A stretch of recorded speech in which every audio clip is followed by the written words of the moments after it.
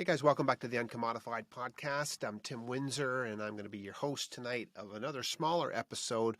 One I want to do that's connected to one I did a while ago on RV lessons, things I learned when I was RVing. Now, if you remember, if you're following my podcast, I wasn't going to spend another whole year sitting in my home office and in my studio like I did in 2020. We decided we're going to buy a trailer and start RVing in 2021, and we did that, and it went really well. We enjoyed it. Jack, my dog, loved it. To be honest, my wife loved it. I loved it. We all loved it. But we learned some lessons along the way, things that I wouldn't have learned if I was just sitting out at home, because you do new things and you learn things along the way. And so I want to share two more of the lessons I learned, some of the wisdom I learned because I have a trailer and I started pulling it this year. And so the two things I want to talk about this time are load and lights. Load and lights is what I want to talk about, and things that I've learned along the way that I'm actually applying in my world, in my life, and in my work with my clients as I think about the lessons I'm learning. So let's first talk about load. Let's talk about this idea of load, towing weight or pulling weight, and some basic things I learned and some mistakes I made, but some lessons I drew from them. Now, the first thing I want to say about this, and for those of you who are seasoned trailer haulers and RVers, you know this, but I didn't know this because I had no idea, I'd never done this before. You need the right vehicle for a towing job, the right towing capacity, and not only towing capacity, the ability to tow a certain amount of weight or pull it, but apparently there's this thing called tongue weight, which I knew nothing about before I started doing this. And so I went out and I bought a vehicle that I thought was really well spec'd to tow the weight of the vehicle, the towing capacity. And to my surprise, once we got the trailer and the vehicle and we matched them up, it wasn't a good match. And that was a problem because I went out and bought a brand new vehicle. And so I had a very costly lesson early on in this thing, because when I first started trailering my trailer with the vehicle that I had, although I had enough capacity, towing capacity to pull the overall weight, I actually didn't have enough specification for the tongue weight, or the weight on the hitch, on the weight on the back of the vehicle. And this caused my vehicle to be really light on the front end and very uncomfortable for me for towing. And so I made a decision I couldn't do that long term, and so I bit the bullet. We traded that in. We bought a truck, and guess what? That cost me about $6,000. That was about a $6,000 mistake. And of course, those of you who already are RV veterans, you're laughing at me already because you're like, rookie move, rookie move. Well, yeah, it was a rookie move. And I learned a lot, about this whole process. And so it cost me, I had to go out and another vehicle, but I learned about, trailer weight, dry weight, trailer loaded weight, the cargo capacity of your vehicle. All these things I learned, and I needed to understand, the total weight that I was trying to pull, the total weight, the pressure on the back of the vehicle, the tongue weight. These are all things I needed to learn along the way. I also learned about a weight distribution system and sway control system, which was all new to me. And again, I found out that, you need to distribute the weight. Not only do you have the weight you're towing and the weight on your tongue, but, you want to distribute that. And they have these special things that attach to your hitch and to your trailer that actually help distribute the weight across the vehicle and the trailer more evenly, and also control any sway that would happen. And so, again, I learned about this idea of a weight distribution system to control sway and distribute the load. So, I learned a bunch of things about towing along the way. I learned about, making sure that when I loaded my trailer, I was loading it in such a way that I was distributing that weight evenly, so that when I towed, I didn't end up with that little bit of shake in the trailer. All these things I found out. And of course, I also recognized very quickly in this towing of load, this, dealing with load, is that, when you're towing, you use more fuel. Of course, you use more fuel. And when you're going uphill, you even use more fuel. And so, if you're looking to save fuel, not a good idea to have a trailer, not a good idea to be an RVer, because you're not going to save a lot of money. So, and regardless of whether I was towing my trailer or towing my boat, of course, when you tow, you use more fuel, and you consume more gasoline along the way, and particularly when you're going up hills. Now, all these things began to make me realize of certain things that I could apply these lessons to my life. And so I want to share with you a few things that I've learned that I'm applying to my life, just as a result of the very few things I just told you that I'm dealing with now, that I'm learning about load and trailering load. And, the application that I found in life and business. And the first one is this, is that, we need to share and distribute the load.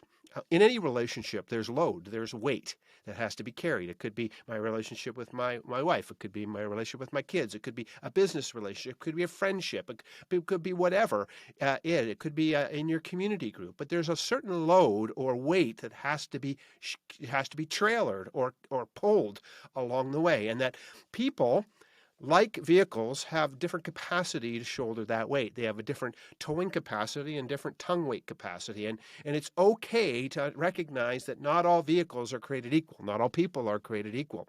But we have to understand the load we're putting on ourselves and the load we're putting on others in the process of life. And it's made me think about that, because sometimes I think what happens is that I haven't always done the math well in my relationships and looked at really the load that has to be carried in certain seasons. At the end of the day, we got to do the math right. We got to account for all the weight, just like you do when you're towing. We need to understand the total weight that we're trying to pull in a project or a job or a task or a relationship, and the total pressure that it puts on your back, the total pressure it puts on you and others, the backs of your people if you're a leader. And we've got to really think beyond our own capacity, but the capacity limits of other people to carry the weight. Because sometimes one of the problems with towing in the real world of towing is that we have too much cargo in the vehicle already, too much baggage on board, and then we're trying to pull other weight. And humans are sort of like that. Some of us, have too much baggage already, too much weight, emotional weight. Psychological weight in our life. Maybe it's a physical problem we're dealing with, and now we're trying to shoulder another load, and it just doesn't go very well. And so just think about this in your relationships. Are you trying to pull too much weight as a person in your relationship with your spouse or your partner or a friend or a team member? Is the weight distributed well? Do you got that thing hitched up in such a way that the weight is being distributed evenly among your team members, for instance, if it's a project? And again, not all team members can carry the same weight. These are just very simple things to think about, and I think about them more now than I ever did because of my experience, my mistake that I made in the beginning when I bought the wrong vehicle. So it makes me think of these things. So I'm going to challenge you to think about these things and ask yourself, what does this mean for you in your relationship? How are you going to shoulder and tow the weight more effectively? And because there's weight in your life vehicle, and it affects your ability to pull the weight and how much weight you and others can pull at the end of the day. Now, lastly, in this idea of load, I just want to talk to you about this idea of fuel economy, as we talked about. Listen, when you're carrying weight, you burn more fuel. You burn more fuel as you go uphill, just like when I tow my trailer or my boat. That's true in life as well. When we're going uphill in our lives, when we're pulling weight, we use more energy, we use more fuel, more emotional energy, physical energy. Just prior to podcasting, recording this podcast, actually, I went for a walk, and one of the trails I take from my house is sort of dead uphill the whole way on the way away from my home. And when I look at my heart rate's much higher on that leg of the journey as I go uphill. As I go uphill, I consume more energy. And of course, when I come downhill on the opposite side of that walk, my heart rate descends, it comes down, and it's not as difficult. That's true in life as well. We're dealing with a situation right now that's causing some weight to be upon us, my wife and I. And that's a situation with her mom. Her mom lives with us. So my mother-in-law lives with us. And right now we're dealing with some challenges around some cognitive things that she's going through with her memory and physical, and some challenges. And my brother-in-law lives with us as well. And so we're shouldering that load in a different way. And again, she's an amazing woman, but she's almost 90 and dealing with physical impairments, dealing with some cognitive impairments, some memory loss issues. And as those issues become more complex, the weight of care, the weight of that relationship becomes more difficult. It becomes heavier. And so we have to distribute the load of her care. And so that we have to think differently now. And so again, this is how I'm applying these things to my life as I think about them, about the load that I'm learning to trailer with my RV, a lesson I'm learning, and how I'm applying it to my life. And I would encourage you to think about, what does this mean for you? How do you distribute that weight? How do you understand it? And how do you make sure you're not overloaded? The second thing I want to talk about in this podcast is just lights. The lights on your trailer. And of course, you got lights on your car and lights on your trailer, but I didn't I didn't know a lot about this whole world of wiring and wiring harnesses and all this kind of stuff. And now I'm learning about it now because I'm RVing. But there's different. There's a 4-pin, there's a 5-pin, there's a 7-pin. There's all this different stuff of wiring that you got to figure out how to connect it properly when you have a trailer. And of course, when you buy a vehicle, it's not always spec'd out to actually be connected properly. So first of all, you got to understand, do you got the right connectors? So that's the first thing that I learned. I had to have the right connectors. And then I was told very, very sternly by the person when I went to get my trailer, always check your lights before you leave. And so now that we do that, so we hook up the lights, we do a light check. And my wife typically goes behind the trailer because I'm the one who typically pulls it, and I make sure the brake lights are working and the signal lights are working and the marker lights are working and all these different lights that we have.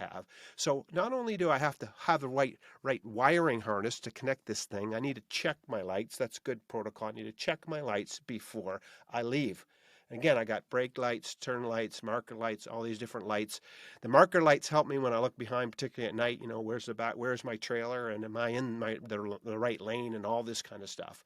But at the end of the day, this is all setting us up into a situation so that we can provide safety and security as we signal to others, as I signal to others, what am I doing? Am I changing lanes? Am I wanting to make a turn? Am I moving from the left lane to the right lane or vice versa? Am I stopping? What am I doing? And people on the road need to know where we're going before we just do it, because if not, it creates a problem. Again, if I'm going to make a turn, particularly with a trailer, I got to make sure I got enough room to make that turn and the swing properly. And so signaling and letting people know what I'm doing before I'm going to do it is very, very helpful to them and important for me. And again, real simple. This isn't rocket science in this podcast, but just things I'm learning and things I'm applying. So here's what I think about. Signaling has a lot to do with communication. When the signals on the back of my trailer provide communication to the people who are following me, it tells them what I'm about to do. Well, communication, if you listen to my podcast at all, you know that communication is something I talk a lot about. And so clear communication of direction, whether you're stopping or starting or going left or right, is critical in any relationship, particularly when you're leading a group of people. When you think about it, how they need to know what's happening. But even in my relationship with my wife, she needs to know, am I turning my direction? Do I want to go in a different direction here? Or do I different direction? Do I want to stop something? Am I going to start something?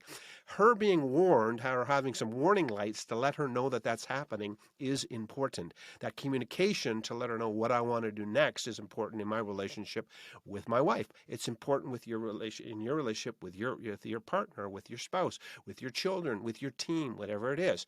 And again, do you have the right hookup? Is your wiring hooked up? Sometimes people leave with a trailer and the wiring's not hooked up and they've got no lights. Sometimes leaders are like that. It's like they think that they're hooked up, but the problem is they got their signals wrong. And so they're not signaling to their people effectively. Your ability to let others know where you're going and what you're doing is critical in any relationship, particularly in a leadership relationship, as I said. Your ability to inform and to warn and to signal and to signify is a big part of the process. And ultimately, hey, you got to stay in your lane. You got to stay in your lane. You got to provide safety, security, and signal. Let people know what you're doing. So again, real simple, 2 lessons I've learned RVing this year that I want to remind you of. Load and lights. Think about the load you're carrying. Think about the pressure it's putting on you. Are you equipped? Do you have the right equipment to do it? Do you have the right vehicle? Do you have too much baggage in your life that's causing you problems when you're towing? Fix it. Don't put too much weight on people in relationships. Distribute it with your team. These are very simple ideas, but think about it. And also make sure your lights are hooked up and that you're signaling to your people or to your friends or to your children or to your spouse what it is you're doing. Let them know with clear communication. Forewarned is forearmed. That's a really simple idea. Listen, thanks for listening in. I hope you have an excellent day. And I'm going to be out RVing as soon as the weather cracks and we got no more snow in Canada. I'm going to be RVing again and more lessons are going to come. And my dog Jack has got a lot to teach you. Have an excellent day. Thanks for listening.